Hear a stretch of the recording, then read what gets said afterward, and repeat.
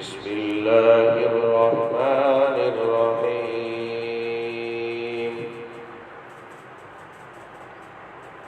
سورة البقرة.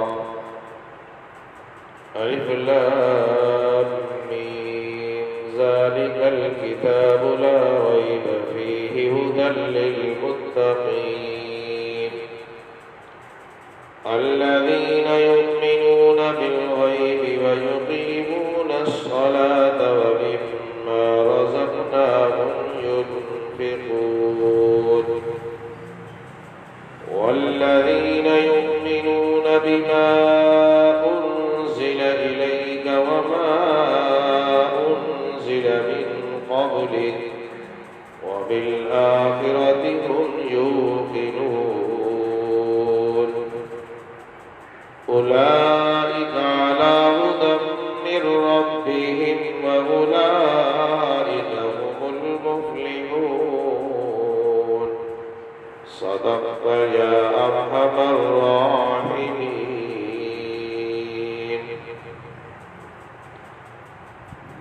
سورة البقرہ. سورت کہتے ہیں سین کے ساتھ چند آیات کے مجموعے.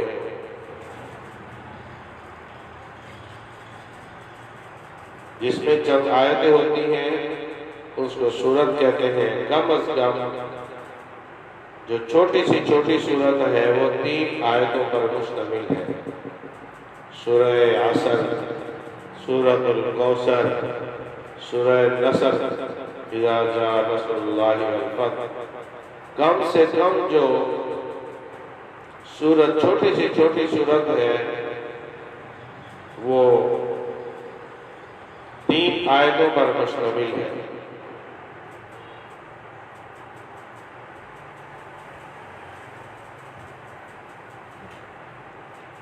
قرآن کریم کی کل 114 سورتیں ہیں.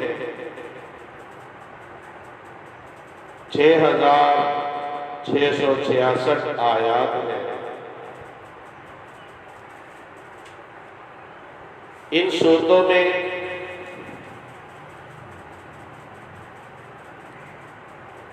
پہلی جو سورتیں ہیں سورہ بقرہ سے لے کر سورہ یونس تک، ان سورتوں کو سب طوال کہتے ہیں.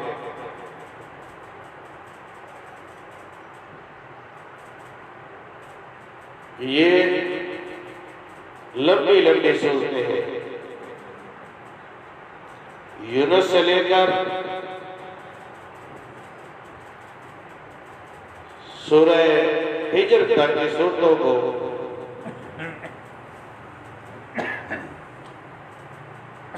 اوساط کہتے ہیں، اور ہجر سے لے کر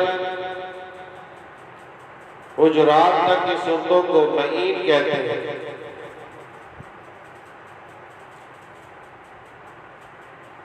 سورہ حجرات سے لے کر بروج تک کی سورتوں کو مفصلات کہتے ہیں. بروج سے لے کر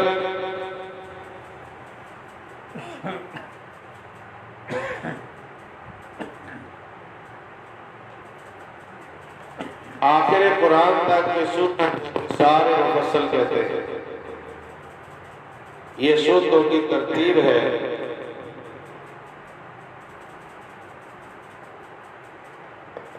آیت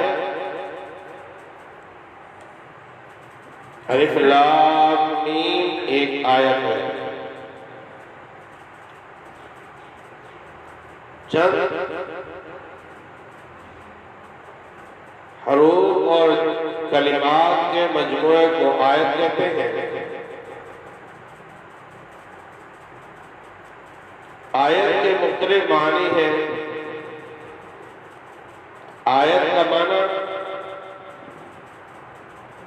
نشانی بھی ہے، آیت کا معنی عبرت بھی ہے، آیت کا معنی احکامات بھی ہے. مختلف معانی ہیں آیت کے. آیتوں اور سورتوں کی ترتیب.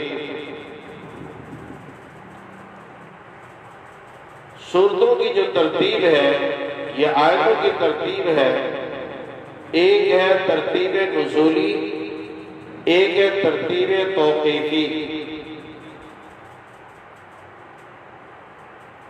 ترتیب نزولی تو یہ ہوتی ہے کہ یہ آیت کس سے پہلے نازل ہوئی، کب نازل ہوئی۔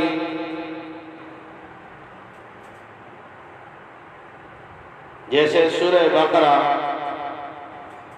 نزول کے اعتبار سے یہ 87 نمبر پر ہے، یعنی 87 نمبر پر یہ نازل ہوئی۔ اس سے پہلے 86 سورتیں نازل ہو چکی تھی، جبکہ ترتیب توقیفی میں یہ دوسری سورت ہے۔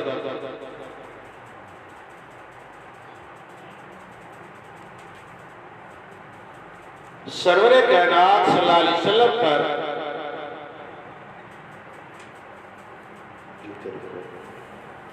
جب وحی کا نزول ہوتا تھا، آپ کسی لکھنے والے کو بلاتے اور فرماتے اس سورت کو فلاں سورت کے بعد لکھ دو، اس آیت کو فلاں آیت کے بعد لکھ دو، تو سرور کائنات صلی اللہ علیہ وسلم یہ فرماتے تھے۔ تو یہ جو ترتیب تھی، اس ترتیب کو ترتیب توقیفی کہتے ہیں۔ کسی کے اختیار میں نہیں ہے کہ اس نے اپنی مرضی سے جو کیا وہ نہیں، یہ ترتیب سرور کائنات صلی اللہ علیہ وسلم کی دی ہوئی ترتیب۔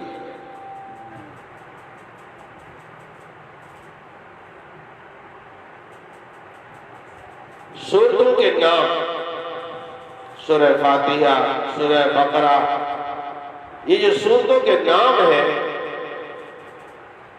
کبھی تو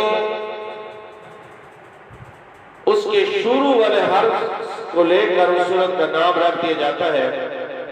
جیسے سورہ قاف، پہلے لفظ کو لیا، سورت کا نام رکھ دیا۔ یاسین، پہلا حرف لیا، سورت کا نام رکھ دیا۔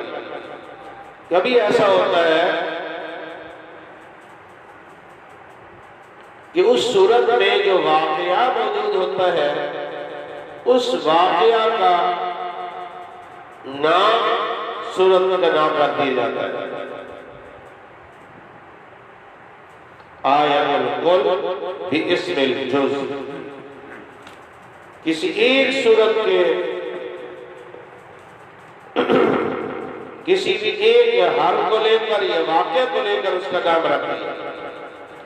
جیسے سورہ بقرہ، اس میں بقرہ کا ذکر ہے، گائے کے واقعہ کا ذکر ہے، اس لیے اس سورت کا نام سورۃ البقرہ۔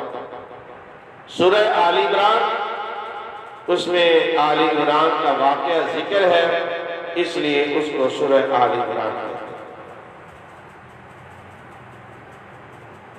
سورتوں کی دو قسمیں ہیں، کچھ مکی ہیں، کچھ مدنی ہیں۔ ہجرت سے پہلے جو سورتیں نازل ہوئیں ان کو مکی کہتے ہیں، چاہے وہ طائف میں ہوئیں، چاہے وہ کہیں مکہ سے دور بھی کہیں نازل ہوئیں تو ان کو مکی کہتے ہیں۔ اور اگر ہجرت کے بعد کوئی سورت نازل ہوئی تو اس کو مدنی کہتے ہیں۔ جیسے سورہ بقرہ مدینہ پاک میں نازل ہوئی، لیکن اس کی آخری دو آیتیں آمن الرسول بما انزل سے لے کر آخر تک، یہ دو آیتیں مکہ میں نازل ہوئی۔ پوری سورت مدنی، آخری دو آیتیں مکی، کیونکہ معراج کے واقعہ میں سرور کائنات صلی اللہ علیہ وسلم کو اللہ کے حضور جو تحفے ملے ہیں ان میں سے ایک تحفہ 5 نمازیں، دوسرا تحفہ سورہ بقرہ کی آخری 2 آیتیں، تیسرا تحفہ انعام یہ ملا کہ جو کوئی مسلمان ہوا، اللہ کے ساتھ اس نے شرک نہیں کیا، داخل الجنت، جنت میں داخل۔ یہ تین آپ کو تحفے ملے۔ بعض رات میں سورتوں کی نام میں نسبت مکی اور مدنی کے ساتھ اضافہ کی ہے۔ لیلی ہے، نہاری ہے، دن کو نازل ہوئی، رات کو ہوئی، حضری ہے، سفری ہے۔ حضر یعنی گھر میں ہوئی، سفری سفر میں ہوئی، دفعتاً ہوئی، تدریجاً ہوئی، ایک ہی دفعہ پوری صورت نازل ہوئی یا آہستہ آہستہ نازل، تھوڑے کر کے نازل۔ قرآن کریم کی آیات کی تفسیر اور تشریح اس عنوان سے بھی کی گئی، یہ آیت کہاں، کب، کتنی، کس واقعے پر نازل ہوئی، پوری تفسیر۔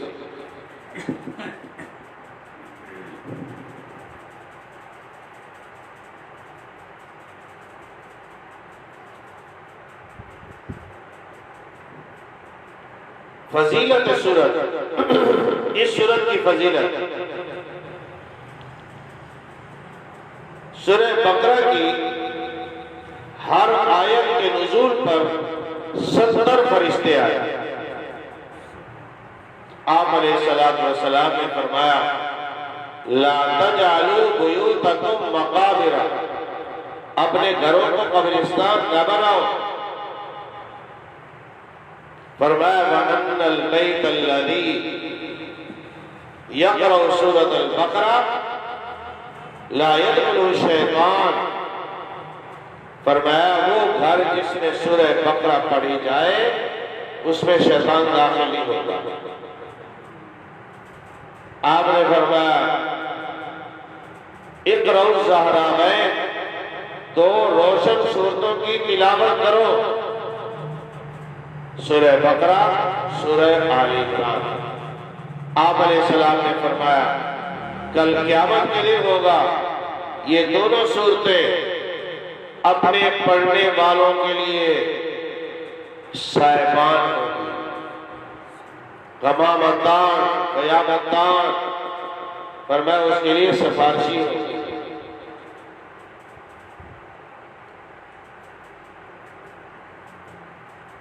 قرآن کریم کی دوسری سورہ سورہ بقرہ،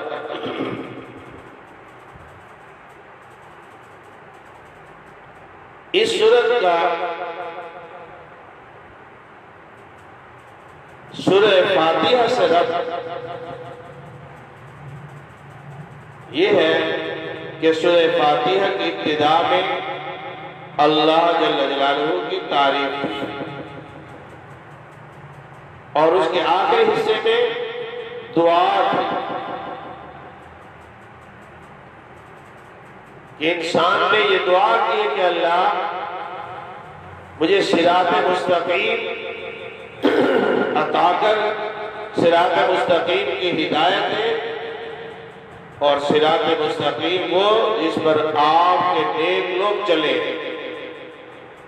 ان نیک لوگوں کا تذکرہ سورہ بقرہ میں، وہ راستہ ذالک الکتاب لا ریب فیہ، یہ اس کتاب کے اندر موجود ہے جس میں کوئی شک نہیں۔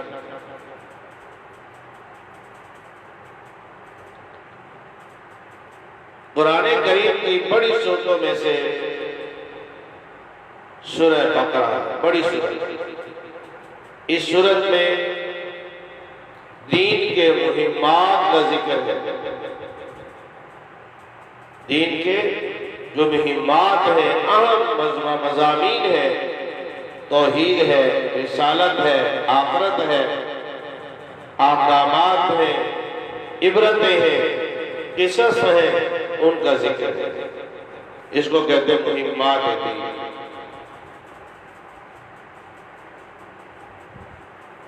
اس سورت کی ابتدا میں الف لام میم حروف مقطعات ہیں جو قرآن کریم کی 29 سورتوں کے شروع میں تقریباً حروف مقطعات ہیں۔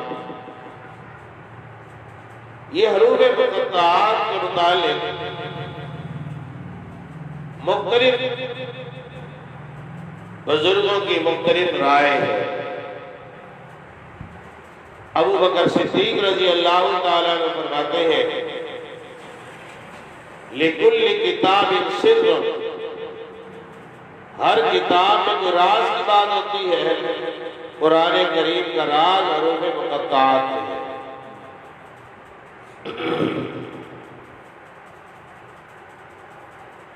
حضرت علی رضی اللہ تعالیٰ عنہ فرماتے ہیں لِكُلِّ كِتَابٍ صَفْوَةٌ، ہر کتاب کی کوئی نہ کوئی چیز منتخب ہوتی ہے، عمدہ اور اعلیٰ ہوتی ہے۔ قرآن کریم کی منتخب آیات حروف مقطعات ہیں۔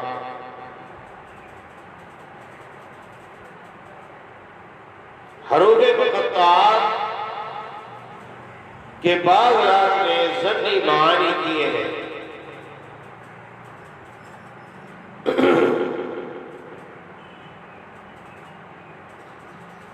جیسے کہتے ہیں الف سے اللہ، لام سے جبرائیل، میم سے محمد۔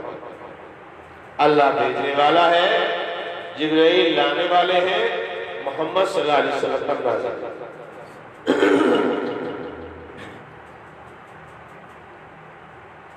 لیکن یہ تمام معانی ایک ظنی ہے۔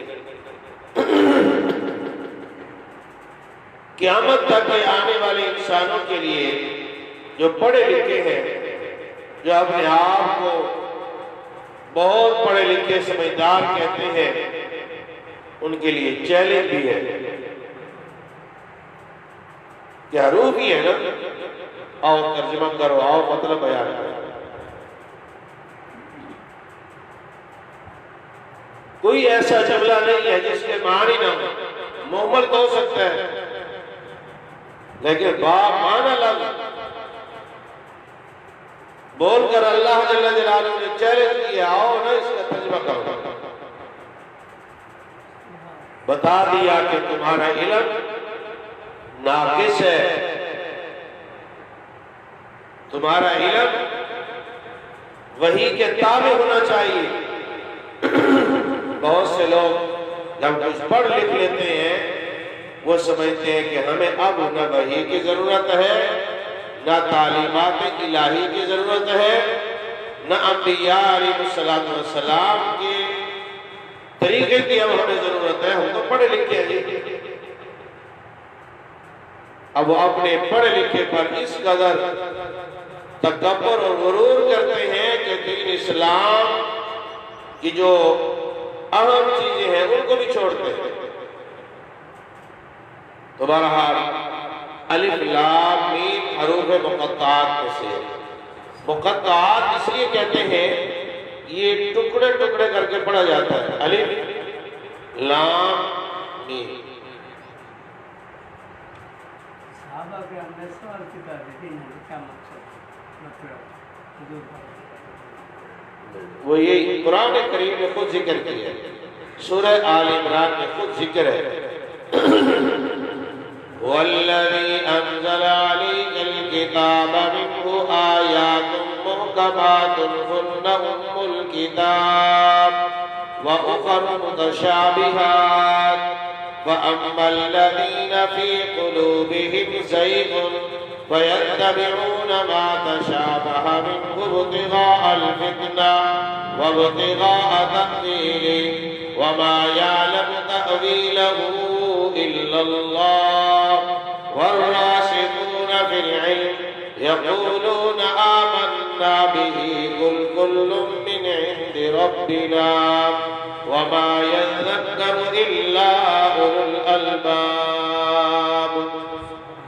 قرآن کریم کی چند آیات محکم ہے، چند متشابہ ہے۔ محکم اصل الکتاب ہے، متشابہ بطور امتحان کے ہیں۔ جن لوگوں کے دلوں میں کجی ہے وہ متشابہ کو لے کر سوال کرتے ہیں، جس کا ترجمہ اور مطلب اللہ جانتے ہیں، اور اہل علم تو یہ کہتے ہیں کہ ہم ایمان لے آئے جو رب نے نازل کیا ہے۔ ہم ایمان لیں۔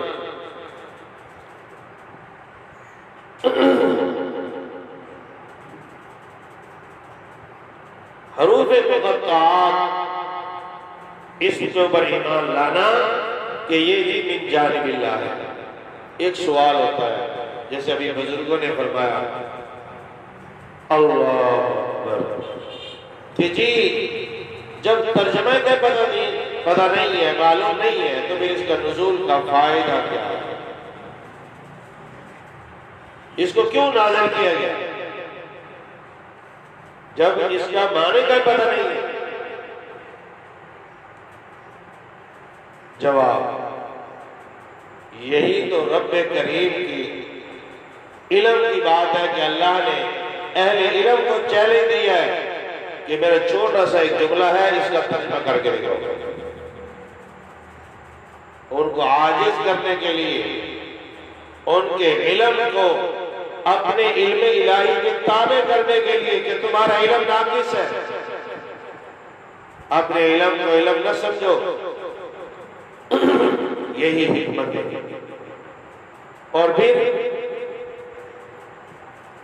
بہت ساری چیزیں ایسی ہوتی ہیں کہ جو استاد اور شاگرد، مربی اور تربیت پانے والے کے درمیان میں ایک پوشیدہ ہوتی ہیں۔ فرمایا یہ حروف مقطعات اللہ جل جلالہ اور محبوب صلی اللہ علیہ وسلم کے درمیان راز ہے۔ اللہ جانتا ہے کہ اللہ کا محبوب ہی جانتا ہے۔ صحابہ کرام سے آپ صلی اللہ علیہ وسلم جب سوال کیا کرتے تھے، بتاؤ آج کون سا دن ہے، کون سا مہینہ ہے؟ صحابہ کرام کا ایک ہی جواب ہوتا تھا، اللہ ہوا رسولہ عالم، اللہ جانتا ہے یا اس کا رسول جانتا ہے، ہمیں پتہ نہیں ہے۔ اس لیے حروف مقطعات کے متعلق یہی کہنا اللہ عالم مراد۔ بعض حضرات نے کہا کہ نہیں، یہ مخفف ہے، جیسے آج ڈگریوں کے نام مخفف ہوتے ہیں، بی اے، اب یہ بی اے مخفف ہے، کس کا؟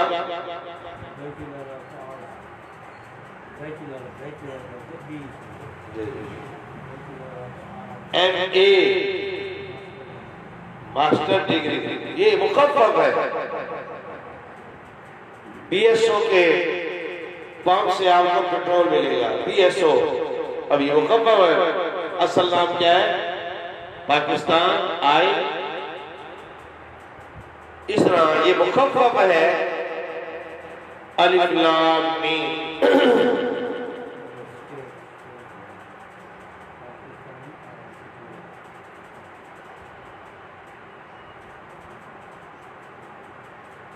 ذالک الکتاب لا ریب فیہ۔ اب یہ حروف مقطعات کہ ایک ایک حرف پر قرآن کریم کے ایک ایک حرف پر 10 نے کیا، تو یہ حروف مقطعات ایک حرف نہیں بلکہ 3 حرف ہیں، الف لام میم۔ ذالک الکتاب لا ریب فیہ، ذالکہ اس میں اشارہ بعید کے لیے ہوتا ہے، وہ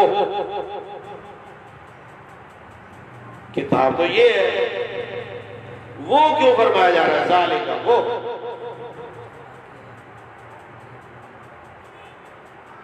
قرآن کریم کی عظمت کا اظہار، شرافت اور کرامت کا اظہار ہے، وہ کتاب۔ بہرحال نے فرمایا کہ ذالکہ اس میں اشارہ بعید اس لیے لائے کہ تورات، انجیل، زبور، صحائف میں اس کتاب کی عظمت کا ذکر تھا، تو اشارہ کیا جا رہا ہے کہ وہ کتاب جس کا ذکر تورات و انجیل میں ہے، جیسے حدیث پاک میں آتا ہے، محبوب دو عالم صلی اللہ علیہ وسلم فرماتے ہیں اللہ کریم نے فرمایا موسیٰ تیرے بھائی بندوں میں ایک نبی بناؤں گا، اس نبی کی زبان پر اپنا کلام جاری کروں گا۔ ذالک الکتاب، وہ کتاب، بعد نے کہا لوح محفوظ کی طرف اشارہ ہے، وہ لوح محفوظ میں محفوظ جو کتاب ہے وہ یہ کتاب ہے۔ ذالک الکتاب، الکتاب لکھی جانے والی کتاب یہی ہے، حقیقت کتاب ہے یہی، کتاب ہدایت ہے۔ عرب کے صحرا نشینوں پر اور دیہاتی اجنٹوں پر یہ کتاب نازل ہوئی۔ اللہ نے اس قرآن کریم کی برکت سے ان کے قلوب کو ایسا مزین اور صاف کیا کہ پھر ان کے تذکرے قرآن میں ہونے لگے۔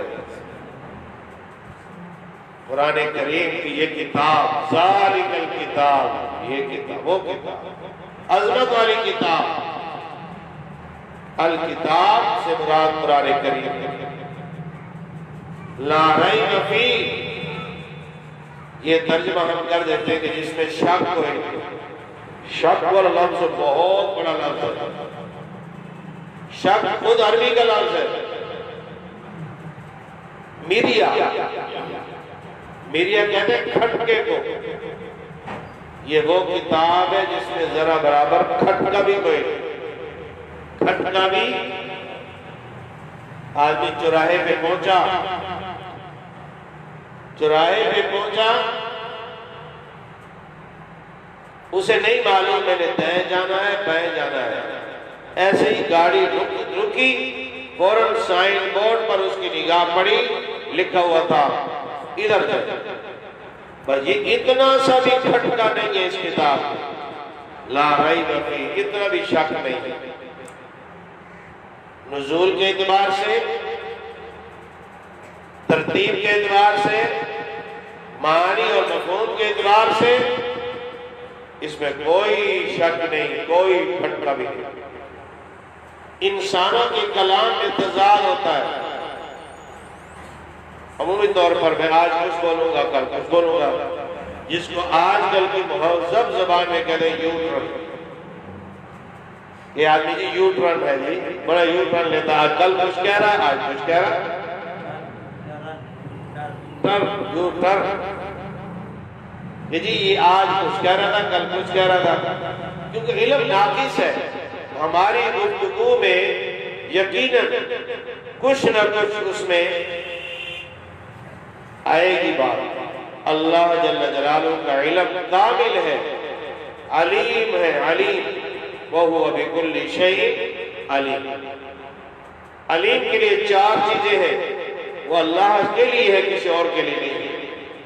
وَالْأَوَّلُ وَالْآخِرُ وَالظَّاهِرُ وَالْبَاطِنُ، سب سے پہلے اللہ، لَيْسَ قَبْلَكَ شَيْءٍ، سب سے آخر میں اللہ، لَيْسَ بَعْدَكَ شَيْءٍ، سب سے اوپر اللہ، لَيْسَ فَوْقَكَ شَيْءٍ، ہر جگہ موجود اللہ، ہر جگہ موجود اللہ، جو ہر جگہ بھی ہے، سب سے پہلے بھی ہے، سب سے آخر میں بھی ہے، سب سے اونچا بھی ہے، وہی وَهُوَ بِكُلِّ شَيْءٍ علیم بھی ہے۔ یہ کتاب، اس میں کوئی شک نہیں، کوئی مریا نہیں، یہ کتاب ہدایت ہے۔ ہدی للمتقین، ہدایت ہے متقین کے لیے۔ سوال، قرآن کریم کے دوسرے مقامات میں فرمایا شہر رمضان الذی انزل فیہ القرآن ہدی للناس، ہدی للناس، سارے انسانوں کے لیے ہدایت ہے۔ یہاں فرمایا ہدی للمتقین،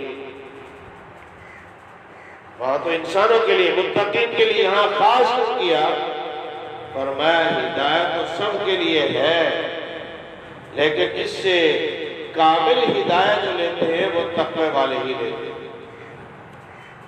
ادنا درجے کا تقوی یہ ہے کہ شرک سے بچے، درمیانہ درجے کا تقوی یہ ہے گناہوں سے بچے، اعلیٰ درجے کا تقوی یہ ہے کہ شبہات سے بھی بچے، شبہات سے، جس کو کہتے ہیں فتوے پر عمل نہیں کرتا، تقوی پر عمل کرتا ہے، یہ اعلیٰ درجے کا متقی ہے۔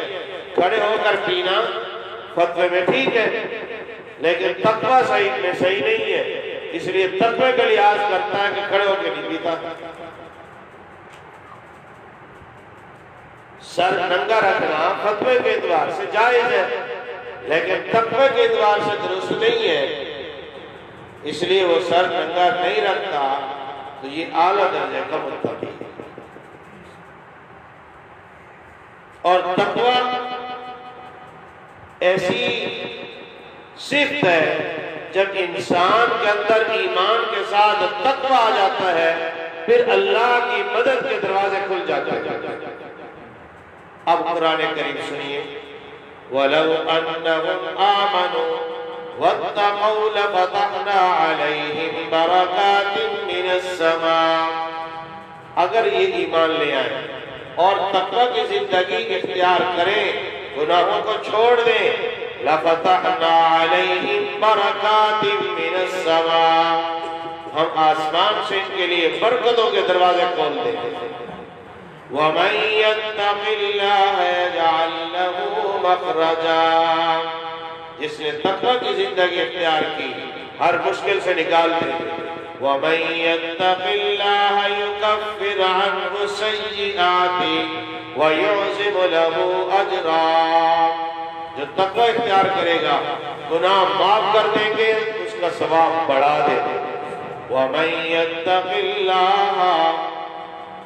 يَتَّقِ اللَّهَ يَجْعَل لَّهُ مِنْ أَمْرِهِ يُسْرًا، جو تقوی اختیار کرے گا ہر کام آسان ہو جائے گا۔ تقوی بہت بڑی سعادت کی چیز ہے، اللہ ہمیں نصیب فرمائے۔ درمیانے درجے کا تقوی کی کوشش کیا کیجیے، اتنا تو ہو کہ گناہوں سے آدمی بچ جائے، گناہوں سے آدمی بچ جائے۔ اس لیے اللہ کی مدد کا وعدہ متقین سے ہے، مومنین سے ہے۔ وَكَانَ حَقًّا عَلَيْنَا نَصْرُ الْمُؤْمِنِينَ وَلَا تَهِنُوا وَلَا تَحْزَنُوا وَأَنْتُمُ الْأَعْلَوْنَ إِن كُنتُم مُّؤْمِنِينَ۔ تقوی کے ساتھ بھی مدد ہے، ایمان والوں کے ساتھ بھی مدد ہے۔ متقی سفیان ثوری رحمہ اللہ سے کسی نے پوچھا، حضرت آپ کا نام بڑا چمک اٹھا ہے، آپ کی بڑی عزت ہے، جہاں جاتے ہیں چھا جاتے ہیں، آپ علم و عمل میں بڑی ترقی کی ہے۔ فرمایا جب سے گناہ چھوڑے ہیں اللہ نے اپنا محبوب بنا دیا۔ جب آدمی گناہ چھوڑتا ہے اللہ کا محبوب ہو جاتا ہے۔ اللہ، اس لیے متقی بنے، متقی بہت بڑا درجہ ہے اہل تقوی۔ ہدی للمتقین، کامل درجے کی ہدایت ان لوگوں کو ملتی ہے جو متقی ہوتے ہیں۔ قرآن کریم سب کے لیے ہدایت ہے، وہ عام ہدایت ہے، خاص ہدایت اہل تقوی کے لیے۔ ہر عمل کا نتیجہ تقوی ہے۔ یا ایھا الذین آمنوا کتب علیکم الصیام کما کتب علی الذین من قبلکم لعلکم تتقون۔ لعلکم تتقون، ہر جگہ پر فرمایا یہ عمل کرو گے متقی بن جاؤ گے۔ یا ایھا الناس اعبدوا ربکم الذی خلقکم والذین من قبلکم لعلکم تتقون۔ اے لوگو اپنے رب کی عبادت کرو جس نے تمہیں پیدا کیا ہے، تم سے پہلوں کو بھی پیدا کیا ہے، تم متقی بن جاؤ، متقی بن جاؤ، یہ کرو متقی بن جاؤ گے، یہ عمل کرو متقی بن جاؤ گے۔ اس لیے کہ تقوی یہ اللہ جل جلالہ پسند فرماتے ہیں۔ تقوی کس کو کہتے ہیں؟ گناہوں سے بچنے کا نام تقوی ہے۔ اللہ کے ولی بن جاتا ہے اپنے دوست۔ ہدی للمتقین، یہ قرآن کریم ہدایت ہے متقین کے لیے۔ اب متقین کی صفات کیا ہے؟ الذین یؤمنون بالغیب وَيُقِيمُونَ الصَّلَاةَ وَمِمَّا رَزَقْنَاهُمْ يُنْفِقُونَ۔ پہلی صفت ہے متقین کی، پہلی صفت ہے ایمان بالغیب۔ ایمان بالغیب، آمنت باللہ وملائکتہ وکتبہ ورسلہ والیوم الآخر والقدر خیرہ وشرہ من اللہ تعالی والبعث بعد الموت۔ ہم نے اللہ جل جلالہ کو نہیں دیکھا، ایمان لیا اللہ ہے، وحدہ لا شریک ہے، اللہ ہے۔ اللہ نے فرشتے پیدا کیے، ہم میں سے کسی نے نہیں دیکھا۔ سرور کائنات صلی اللہ علیہ وسلم نے فرشتے کو دیکھا دو وقتوں میں۔ اصلی حالت میں فرمایا، آپ نے فرمایا جبرائیل اصلی شکل تو دکھا، اصلی حالت میں دیکھا۔ آپ علیہ السلام میں یہ طاقت تھی، استعداد تھی کہ فرشتے کو دیکھ لیا، ہم تو دیکھ نہیں سکتے۔ زمین سے لے کر آسمان تک ایک ہی فرشتہ، پوری فضا خلا کو بھر دیا، ایک ہی فرشتہ، 600 پر ہے۔ کیسے ہوگا؟ اللہ کے نبی، کیا اللہ نے اپنے محبوب صلی اللہ علیہ وسلم کا قلب اطہر بنایا، قرآن جیسا کلام بھی برداشت کیا، اور فرشتوں کو بھی دیکھ لیا۔ اتنا قلب اطہر آپ کا اللہ نے مضبوط بنایا کہ اپنا دیدار بھی کرا دیا، جو موسیٰ بھی نہ کر سکتے۔ وہ اللہ کے حضور درخواست کرتے رہے کہ کریم اللہ زیارت کرا دے۔ باتیں بڑی ہو گئی ہیں، آپ کی باتیں سننے کے بعد جی چاہتا ہے کہ زیارت بھی ہو، لن ترانی، مجھے نہیں دیکھ سکتا، جی مہربانی ہوگی۔ اچھا میں پہاڑ پہ تجلی ڈالتا ہوں، اس پہاڑ کو دیکھ لو پھر مجھے بھی دیکھ لو۔ جب پہاڑ کی طرف نگاہ ڈالی، فرّ موسیٰ صحیح، بیہوش ہو کر گر پڑے۔ محبوب صلی اللہ علیہ وسلم کو اللہ نے اپنا دیدار کرایا۔ کیا عظمت ہے، کیا محبوب صلی اللہ علیہ وسلم کی کرامت و شرافت، اللہ نے اپنا دیدار کرایا۔ اللہ، کیا اللہ میرے لیے بھی یہی قانون ہے جو موسیٰ کے لیے تھا کہ نہیں دیکھ سکتے؟ کہ نہیں تم دیکھ سکتے ہو۔ اب دیکھو گا، ابھی آ جاؤ، سواری بھیجتا ہوں اور یہ تشریف لائی، سواری بھیجی، آؤ دیدار۔ 9 دفعہ دیدار ہوگا، اللہ پاک ایک دفعہ کہہ دیتا 5 نمازیں، 9 مرتبہ دیدار ہوا، سبحان اللہ، بار بار ہوا۔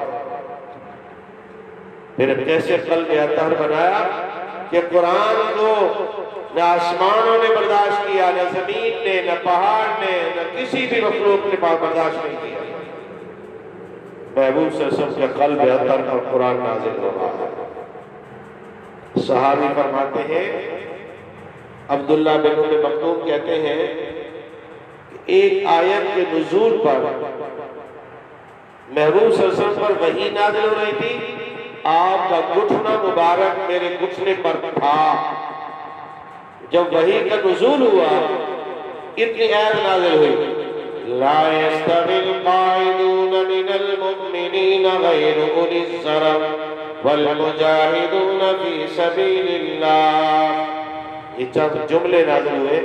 کہتے ہیں خفت، مجھے ڈر لگنے لگا کہیں میری ٹانگ ہی نہ ٹوٹ جائے. اس قدر بوجھ تھا، اس بوجھ کو برداشت کیا. قلب عطا ہے. اس کو میں کہا کرتا ہوں اللہ کا جلال محبوب کے جمال میں مل گیا، وہ جمال ہی بن گیا. اللہ کا جلال ہے نا، قرآن جلال ہے، اس لیے قاری میں بڑا جلال ہوتا ہے، اس لیے پتائی قاری کرتے ہیں، جلال ہوتا ہے. قرآن پڑھ پڑھ کے جلال آتا ہے. رب کا جلال ہے قرآن میں، قرآن کریم. اور یہ محبوب صلی اللہ علیہ وسلم کے جمال سے چھل کر جب آیا تو پھر سے چھوٹے چھوٹے بچے بھی پڑھ رہے ہیں. اللہ کا جلال محبوب کے جمال میں جب مل گیا پھر چھن کر ہمارے پاس آیا. اب سب بڈھے جوان مرد عورت سب کی زبانوں پر قرآن جاری ہو گیا. یہ کس میں طاقت تھی کہ اللہ کے کلام کو پڑھ لیتے. الذین یؤمنون بالغیب، وہ لوگ جو غیب پر ایمان لاتے ہیں. آپ نے فرمایا الجنت حق، ہم نے کہا سچ. آپ نے فرمایا والنار حق، ہم نے کہا سچ. ایک عورت آئی، یا رسول اللہ آپ کو پتہ ہی ہے میرا بچہ شہید ہو گیا ہے،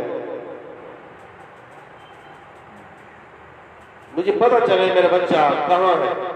اگر جنت میں ہے تو پھر ٹھیک ہے، اور اگر کہیں اور ہے تو پھر میں روؤں گی. آپ نے فرمایا تیرا بچہ جنت میں ہے، دکھا دو. نہیں دکھاؤ.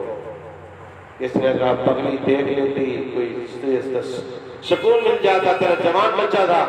کہا پھر نبی کی زبان پر اعتماد نہ رہتا. آپ نے جو فرما دیا حق اور سچ ہے، بس دیکھ لیا. آپ نے جو فرما دیا حق اور سچ، یہ کہ ایمان بالغیب. ایمان بالغیب ہے جو فرما دیا حق اور سچ.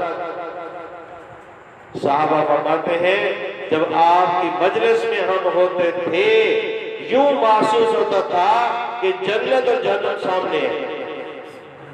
کیا آپ کی مجلس، کیا نورانیت اور روحانیت تھی محبوب صلی اللہ علیہ وسلم کی صحبت.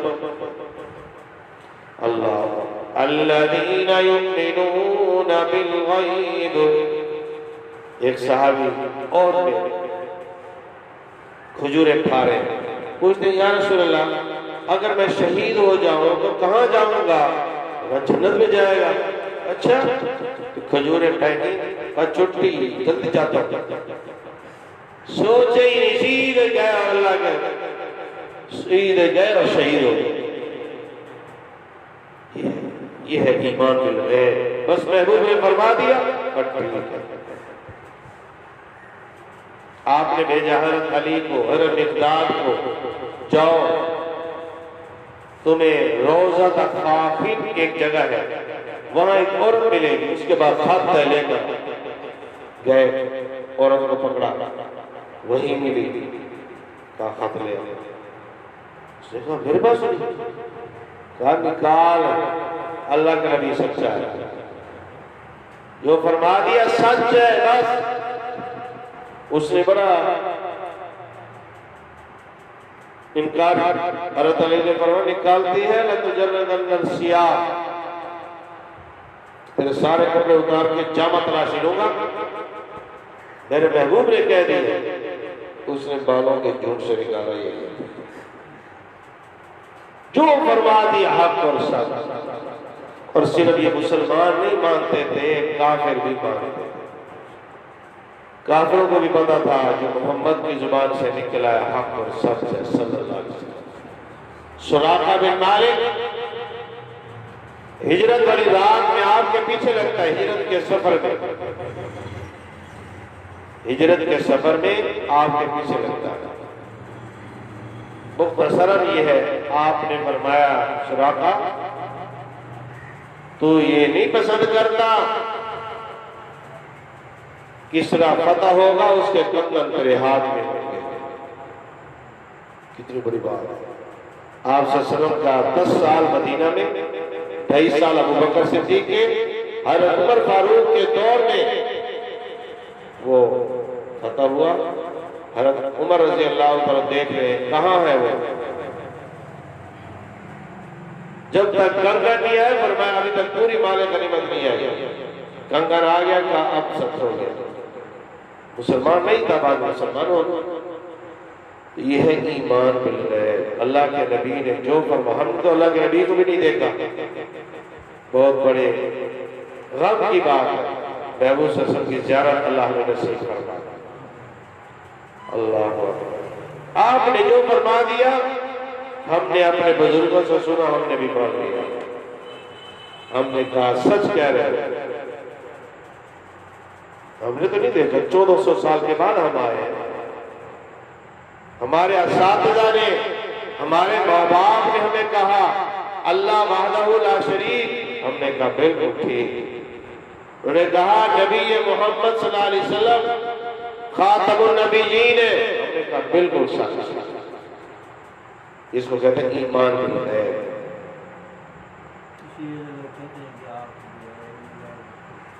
جی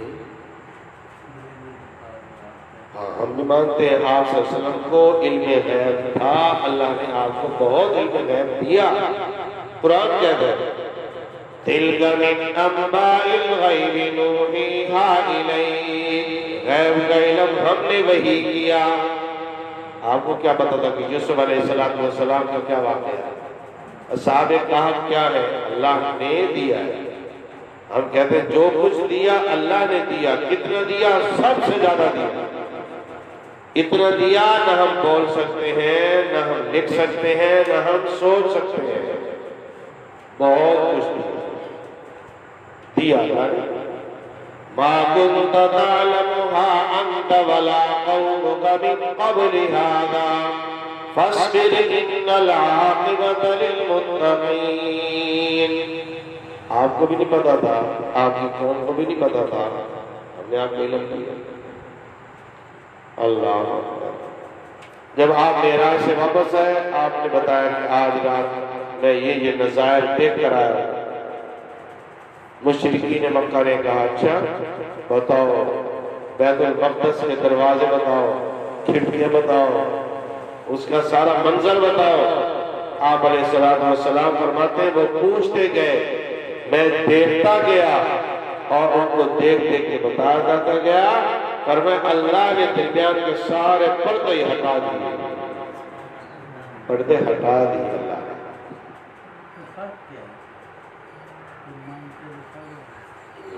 ایک ہے ذاتی طور پر کہ محبوب صلی اللہ علیہ وسلم کو علم غیب حاصل ہے، علم غیب ہے ذاتی طور پر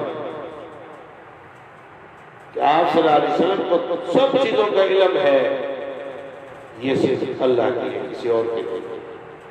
اگر یہ علم غیب یوں ہی مانے تو پھر قرآن کریم کا نزول کا انکار کرنا پڑے گا۔ کیوں نازل ہوا؟ آپ کو پہلے سے علم تھا۔ اِنَّا أَنزَلْنَاهُ، ہم نے اس کو نازل کیا۔ وَإِنَّهُ لَتَنزِيلُ رَبِّ الْعَالَمِينَ نَزَلَ بِهِ الرُّوحُ الْأَمِينُ عَلَىٰ قَلْبِكَ لِتَكُونَ مِنَ الْمُنذِرِينَ۔ آپ کے قلب پر کیوں نازل کیا؟ پہلے علم تھا، یہ غیب ہی تھا نا سارا قرآن۔ قرآن کا علم اللہ نے عطا کیا ہے، ہم کہتے ہیں عطائی ہے، ذاتی نہیں ہے، جو ملا ہے رب سے ملا ہے ذاتی، اس لیے دھوکہ کھا جاتا ہے۔ جو یہ کہے کہ محبوب صلی اللہ علیہ وسلم کو ذاتی علم ہے، پھر قرآن کریم کے اترنے کو وحی کا انکار کرنا۔ جیسے اپنے شہر میں ایک صاحب کہتے ہیں، یہ کہتے ہیں نبی پر وحی آئی تھی، میں نہیں مانتا وحی کو، میں وحی کو نہیں مانتا۔ اپنے آپ کو مسلمان بھی کہتا ہے، قرآن کہتا ہے اِنَّا أَوْحَيْنَا إِلَيْكَ كَمَا أَوْحَيْنَا، ہم نے آپ کی وحی کی جیسے ہم نے وحی کی ابراہیم کی طرح، موسیٰ عیسیٰ کی طرح وحی کی۔ وہ کہتے ہیں میں وحی کا انکار کرتا ہوں، وحی کیا چیز ہوتی ہے؟ لا حول ولا قوت وہی اللہ اور اپنے محبوب کا تعلق اور اس علم کا نام وہی ہے۔ اللہ نبی برحق کسی کے شاگرد نہیں ہوتے، یہ فلاں ماسٹر صاحب کے شاگرد ہے، فلاں قاری کے شاگرد ہے، فلاں کے شاگرد ہے۔ مرزا قادیانی لعنت اللہ علیہ والملائکۃ والناس اجمعین، یہ تو پاگل مختلف ماسٹروں کے پاس پڑھا، کہیں کسی نے کوئی چیز سیکھی ہے۔ آج ہمارے لیے نعوذ باللہ ثم نعوذ باللہ اس کالے دجال میں نبوت کا اعلان ہے۔ یہ منصب نبوت پر کاتا تھا، منصب نبوت، مقام نبوت، اور نبی تو صدقہ ہوتا ہے، یہ بیوقوف بلند درجے کا جھوٹا ہے۔ نبی سب سے زیادہ خوبصورت ہوتا ہے، یہ کالا دجال ہے۔ اور ہر نبی مکہ گیا ہے، یہ ساری زندگی مکہ تو کیا، مکہ کے نام کو بھی ترستا رہا۔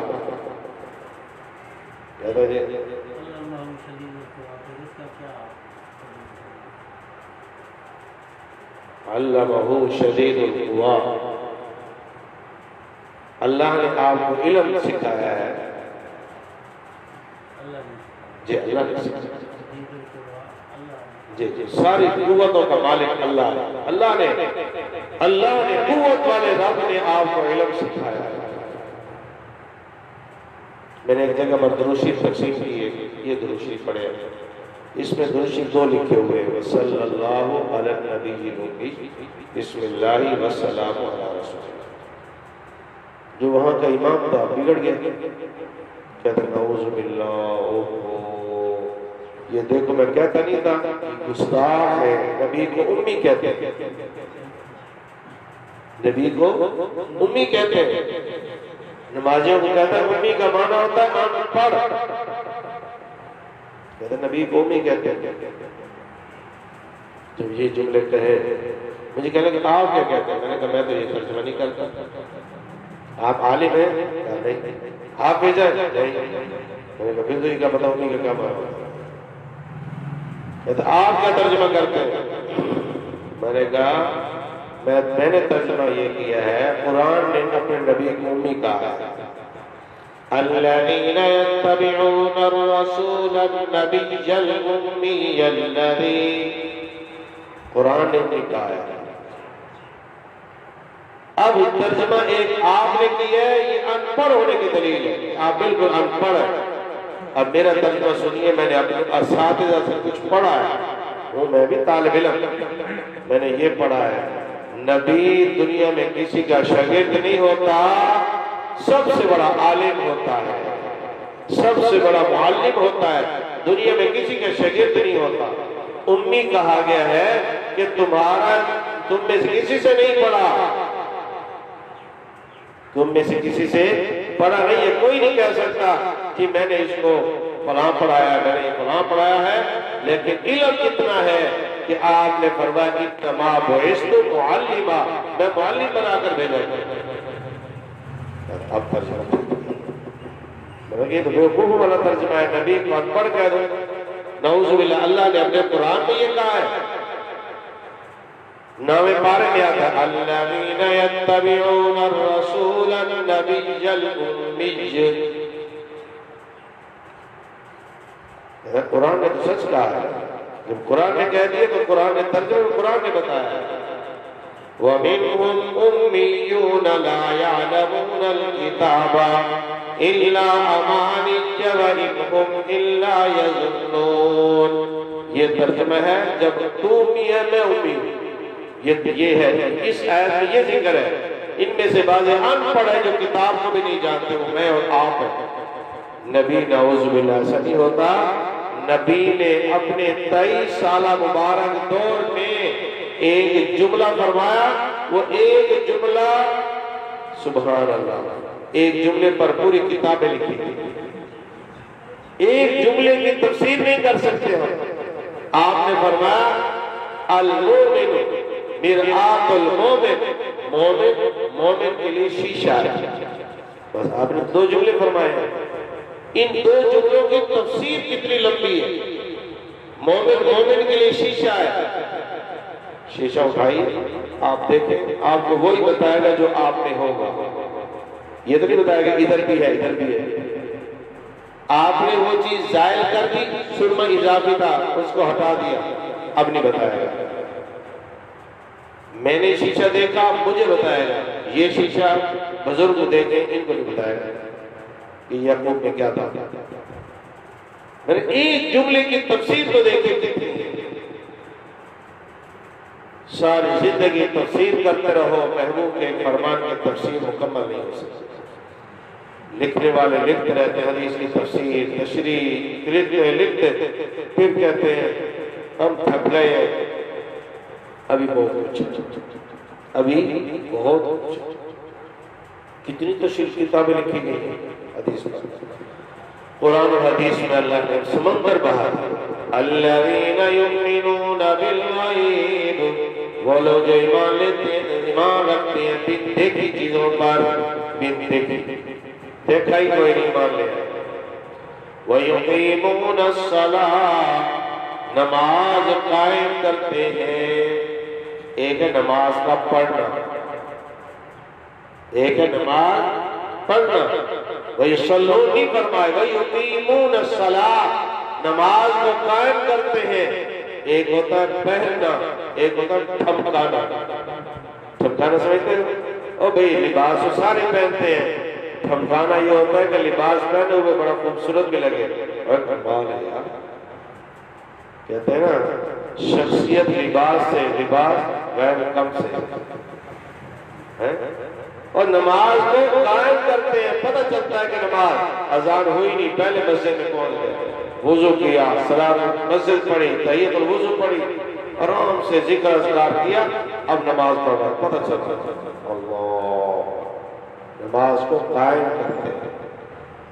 سارے جتنی عبادات کا حکم آیا, جتنے احکامات کا حکم آیا زمین پر آیا, نماز اتنا بڑا تحفہ ہے اللہ نے عرشوں پہ بلا کے دیا, محبوب امت کے لیے لے جا.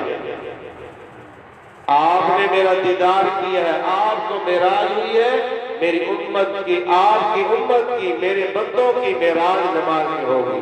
الصلاۃ معراج المؤمنین, یہ عرشی تحفہ ہے, عرشی, اور اس کا مزہ ہی اپنا ہے. اللہ ہمیں بھی نصیب فرمائے. جس کو نماز میں مزہ آ گیا سب کچھ پا گیا. کسی نے پوچھا کہ جی قبر میں نماز ہوگی, تو میں ہوگی مزے کے, مزے کے, مکلف ہونے کے لیے ہوگی. یہاں تو مکلف ہے نا, اذان ہوئی چلو نماز پڑھو, وہاں مکلف ہونے کے لیے مزے کے, مزے سے نماز پڑھتا ہے. کبھی ایسی نماز پڑھ کے دیکھو مزے سے, اللہ کے حضور حاضر ہو رہا ہوں, نماز پڑھنے کے لیے وضو کیا اور آرام سے آ کر بہترین اس نے نماز کے لیے ہاتھ باندھا, پھر کہا اللہ. جب ہاتھ اٹھا کر اللہ اکبر کہا, اب اس کو دیکھیں کہ اس کے اندر کیا تبدیلی آ رہی ہے, کیا روحانیت اس کے اوپر ہو رہی ہے. سبحانک اللہم و بحمدک و تبارک اسمک و تعالی جدک و لا الہ غیرک. اب یہ جملے کہتے جاؤ, پھر اللہ کی ان کے اوپر غور کرتے جاؤ. سبحانک اللہم و بحمدک و تبارک اسمک, یہ کہتے ہیں. پھر کہنے کے بعد جواب میں کہا الحمدللہ رب العالمین, جواب آتا ہے حمدنی عبدی, میرے بندے نے میری تعریف کی, خوش ہوتے ہیں. پھر کہتا ہے الرحمن الرحیم, اللہ کے پھر خوش ہوتے ہیں. ایک ایک جملے پر جواب ملتا ہے. دنیا میں مزے ہو, تو قرآن بھی پڑھے گا تو مزے کے ساتھ ہوگا, تکلیف سے نہیں, مزے سے ہوگا. جس کو جس عبادت کے ساتھ لگا ہوگا وہاں وہ کر سکے گا, مزے. وَيُقِيمُونَ الصَّلَاةَ, نماز کو قائم کرتے ہیں, یعنی نماز پڑھتے ہیں تو ان کو رب کا دیدار نصیب ہوتا ہے. أَن تَعْبُدَ اللَّهَ كَأَنَّكَ تَرَاهُ, ایسی عبادت کر گویا کہ تو اللہ کو دیکھ رہا ہے. اللہ نصیب فرمائے.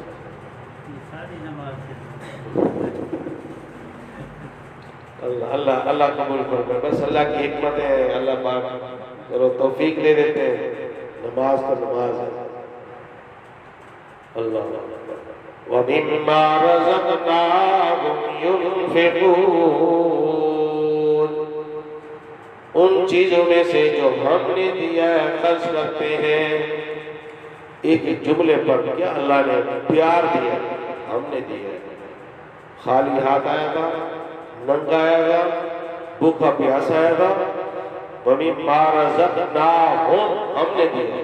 تیرا آپ پاگل کیا دیکھ رہا ہے؟ کہا میں دیکھ رہا ہوں، تیرا باپ نظر نہیں آ رہا۔ تیرا باپ کہاں ہے؟ کہا وہ قبر میں۔ کہا تیرے دادا کہاں ہے؟ کہا وہ قبر میں۔ کہا بے وقوف، نہ بابا لے گیا نہ دادا لے گیا، تو لے جائے گا ساتھ؟ تو ساتھ لے جائے گا؟ تیرا بھی کوئی نہیں، ہم نے دیا ہے۔ ابو ذر صاحب کو بزرگ 100 روپیہ دے، کہ جو میں نے 100 دیا ہے نا، اس میں سے 20 ابو سعید کے ہیں، 20 ابو ہریرہ کے ہیں، 10 مزمل کے ہیں، مدثر کے ہیں، باقی تیرے۔ اب تکلیف ہوگی؟ کوئی تکلیف نہیں نا، میرے تھے ہی نہیں میرے، یہ تو بزرگوں نے بابا جی نے دی ہے، بابا جی نے دی ہیں، بابا جی نے حکم دیا اس کو دو، اس کو دو، اس کو دو۔ اور جب بندہ یہ سمجھتا ہے یہ دولت رب کی دی ہوئی ہے، وقاص کی دکان نہیں ہے، یہ دکان رب کی دی ہوئی ہے، یہ سارا سامان رب کا ہے۔ اب فقیر آئے گا مانگنے کے لیے، دل میں کوئی گرانے نہیں آئے گی، پر ہے جس نے دی ہے اسی کے نام پہ مانگنے والا آیا ہوا ہے۔ دی جو رب نے ہے وہ بھی کہتا ہے دے دے رب کے نام، دے دے۔ اب کوئی تکلیف نہیں، اب گھر میں کوئی ضرورت ہے، امی کو ضرورت ہے، اللہ نے دیا ہے، اللہ کے نبی نے حکم دیا اماں پہ خرچ کرو۔ اللہ نے کیا جملہ دیا، وَمِمَّا رَزَقْنَاهُمْ، ہم نے دیا ہے۔ پاگل قارون کی طرح نہ سمجھنا، إِنَّمَا أُوتِيتُهُ عَلَىٰ عِلْمٍ، یہ مجھے تو ملا ہے اپنے علم کی بنیاد پر، بڑی محنت کی ہے مول صاحب، نہ پوچھ، نہ گرمی دیکھی، نہ سردی دیکھی، نہ رات دیکھی، نہ دن دیکھا، بس بڑی محنت کی ہے مول صاحب۔ بغلے بہت سے لوگوں نے محنت کی ہے، محنت میں ملتا کوئی پیچھے ہی نہ رہتا، ملتا بقدر مقدر ہے، مقدر سے ملتا ہے۔ ایک ہی ماں باپ کے 4 بیٹے ہوتے ہیں، ایک ارب پتی ہوتا ہے، ایک لاکھ پتی ہوتا ہے، ایک کپ پتی ہوتا ہے، نصیب رب بتاتا ہے۔ اَهُمْ يَقْسِمُونَ رَحْمَتَ رَبِّكَ نَحْنُ قَسَمْنَا بَيْنَهُمْ مَعِيشَتَهُمْ فِي الْحَيَاةِ الدُّنْيَا، ہم تقسیم کرتے ہیں، تمہارے پاس نہیں ہے تقسیم۔ اس لیے دین بقدر مشقت ہے، جو جتنی مشقت محنت کرے گا دین میں بڑھتا چلا جائے گا۔ ایک فرضی نماز پڑھتا ہے، ایک تہجد بھی پڑھتا ہے، ایک صرف سنتیں پڑھتا ہے، ایک نفل بھی پڑھتا ہے، اشراق بھی نہیں چھوڑتا، چاش بھی نہیں چھوڑتا، فرض بھی نہیں چھوڑتا، محنت کر رہا ہے، پڑھتا جاتا ہے۔ ایک آدمی صرف 4 رکعت جماعت نفل پڑھتا ہے اور ایک 100 پڑھتا ہے۔ اللہ ہمیں توفیق دے۔ ہماری نماز تو ہے رنگڑ کی طرف، رنگڑ ہے بس، اس کا ملازم کہہ رہا تھا 2 رکعت نماز سنت اللہ اکبر، اچھا اس نے کہا 500 رکعت نماز سنت اللہ اکبر۔